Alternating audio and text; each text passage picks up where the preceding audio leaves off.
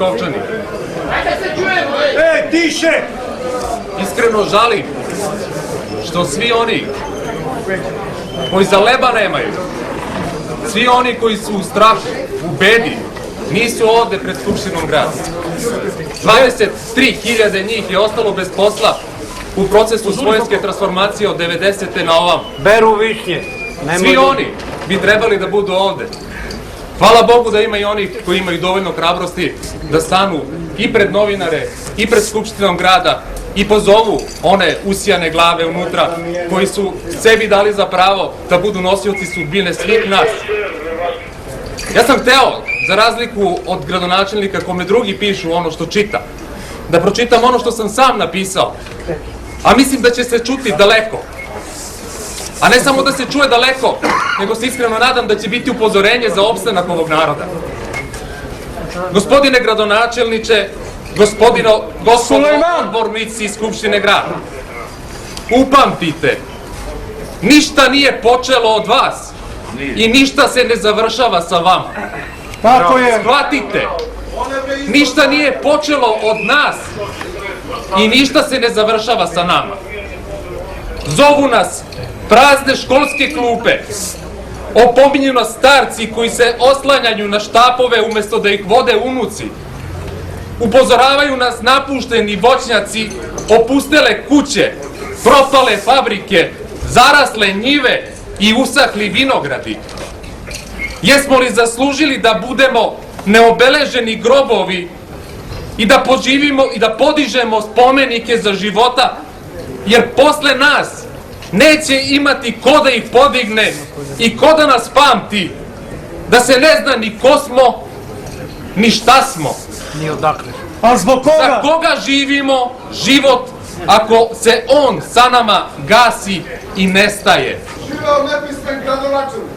Plač iz kolevke je najlepša pesma koja se sve ređe peva Leskovcem i selima oko njega. Zašto, moji Leskovčani? Sve te odgovore trebamo da potražimo od onih koji su se utrkivali funkcija i privilegija, a sada ne smeju da otvore vrata i čuju ono što narod traži od njih. Da pogledaju u oči svima onima koji godinama ovde trguju našim sudbinama i interesima, kupujući nas i prodajući vas na svakom koraku. Ja, za razliku od mnogih drugih, nemam šta da dobijem. Ovde, ovim što sam se pojavio ovde, mogu samo da izgubim sve ono što sam u životu sam sticao. Ali sam tu da vas podržim i u svoje lično ime i u ime celog pokreta Dveri, pokreta za život Srbije. Za ostanak. Iskreno se nadam da će naći hrabrosti da otvore vrata i da porazgovaraju sa svim ljudima ovde. A ukoliko to ne učine, iskreno i korektno bi bilo da se sklone.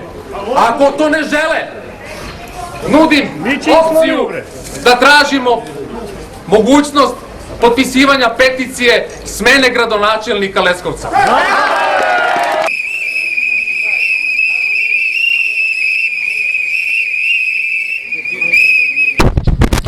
Danas ste dali podršku ljudima koji protestuju ispred opštine, ljudima koji su vlasnici trafika i onima koji su još uvek zapošljeni u Interlemindu, ali ne primaju plate, a juče ste kao pokret Dveri izdali saopštenje u kome naš grad upoređujete sa dešavanje u gradu upoređujete sa karnevalskim dešavanjima koje nemaju veze sa karnevalom koji će se dešavati popodne.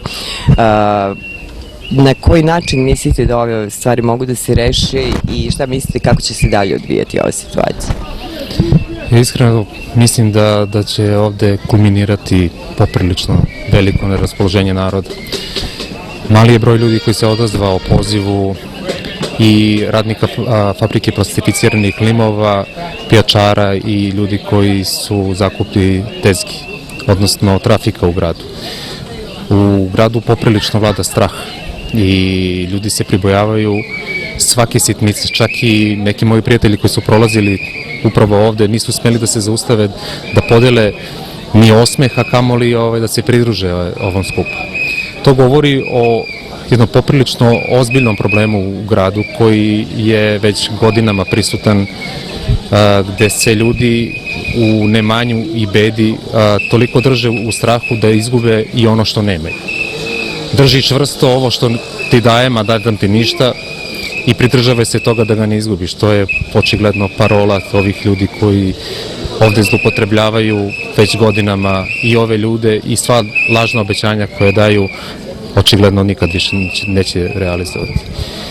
Problem sa FPL-om je očigledan, pre svega iz razloga što je preduzeće, kako su radnici kazali, koje raspolaže opremom za 22. vek, gde postoji i tražnja za njihovim proizvodima. To znači da jednostavno kapacitet lokalne samouprave i ljudi koji treba se bave razvojem ne postoji niti u nameri da pokrenu aktivnosti, a kamoli da zažive jednu fabriku, a da ne govorimo o celom gradu. A recite mi, sad je u najavi Zakon o radu, videli smo nacrt, šta mislite kako će, ukoliko se bude usvojio, uticati na ovakve dešavanja? Zakon o radu će omogućiti pre svega lakše opuštanje ljudi. Norme koje su donete čak su i prepisivane ili davane po nalogu i unešene u zakon po nalogu pre svega stranih investitora i određenih poslodavaca domaćih koji imaju prilog upravo to. Da što efikasnije, po znacima navoda, obavljaju svoju delatnost, zarade što više, a ljudi kao ljudi apsolutno više nisu ni važni. Njihove živote i onako više ne računaju. Njihov rad treba da se iskoristi i po 10 i 12 sati, ali da li ćemo im platiti, kako i na koji način? Međutim, ne dešava se još uvijek ništa, sindikati još uvijek ne reaguju na pravi način, da li vaša lična procena, da li će taj zakon biti usvojen i da li će biti bilo kakvih reakcija ili ćemo nastaviti tempom kojim se krenulo i kojim se očigledno planira da ide u narednoj dekadi. Vidite, postavlja se pitanje da li i kome koliko verovati u celoj ovoj priči. Narod je sva ta obećanja na izborima prethodnim prihvatio kao spas i zato je Vučić dobio toliku podršku. Međutim, očigledno se sada tek vidi da je iza svega onoga što se dešavalo druga pozadina i da će po mnogo čemu Vučić biti upamćen kao premijer u čije je vreme i za čiji mandat donešen zakon koji je upropastio i to malo ljudskih i sloboda i radničkih prava sticanih decenijama ili stolećima, šta više. Da li će se ovaj narod probuditi ili ne? Ja mislim da hoće, jer je već poprilično u problemu i poslednju nadu koju je imao i toliko poverenje koje je dao Vučiću očigledno je prokockan.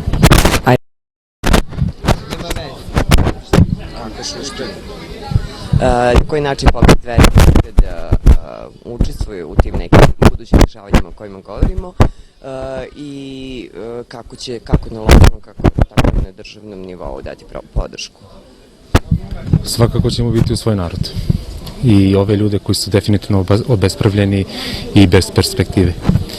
Ovde je u Leskovcu i na jugu Srbije taj problem najizraženiji, može se slobodno kazati, na osnovu svih parametara i podataka kojima raspolažemo.